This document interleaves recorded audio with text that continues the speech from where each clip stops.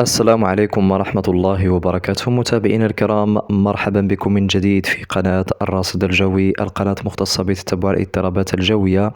بمناطق شمال إفريقيا، الشرق الأوسط، بلاد الشام والرافدين. ودائما ما نتتبع معكم التقلبات الجوية في هذه المناطق. لا زالت تأثيرات المنخفض الجوي القطع مستمرة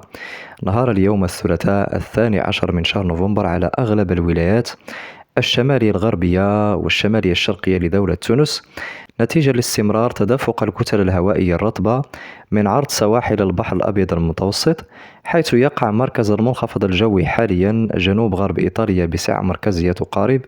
1010 هكتو باسكال، ويؤثر على مناطق جزر البليار وجنوب فرنسا ومعظم بلدان غرب حوض المتوسط، كما هو مبين عبر الخريطة النموذجية الرقمية. هذا وتعود أسباب تشكل المنخفض الجوي القطع متابعينا الكرام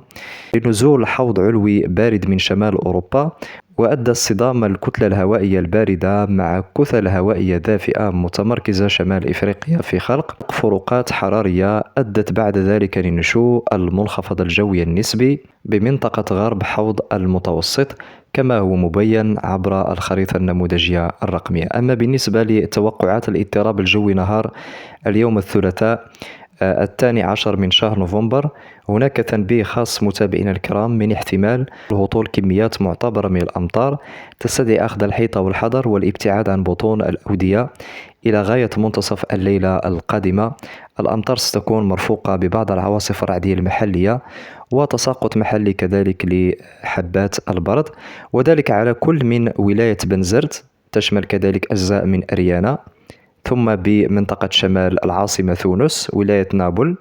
كذلك على زغوان شمال جنذوبة وشمال ولاية باجة، ثم أمطار من ضعيفة إلى معتدلة الكمية بكل من شمال ولاية سليانة، شمال الفحص، وربما شمال مدينة القيروان، مع انخفاض نسبي في معدلات درجات الحرارة خصوصا بالمرتفعات الغربية نتيجة تأثير التيارات العلوية الباردة في المنطقة. ومن المحتمل متابعينا الكرام اعتبارا من يوم غد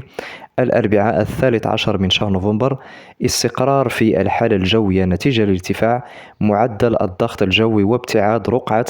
المنخفض الجوي وتشكل رقعة منخفض جوي بالمنطقة الشمالية الغربية للمملكة المغربية، كما هو مبين عبر الخريطة النموذجية الرقمية، مما سيؤدي لنشاط التيارات الهوائية الشرقية وبالتالي ارتفاع معدل الضغط الجوي في دولة تونس. إذا متابعينا الكرام، سنوافيكم بجديد تطورات الحالة الجوية خلال الساعات والأيام القادمة. لا تنسوا الاشتراك في القناة والضغط على زر الجرس ليصلكم جديد، وإلى اللقاء في فيديو آخر بحول الله وقوته. دمتم في رعاية الله، وإلى اللقاء.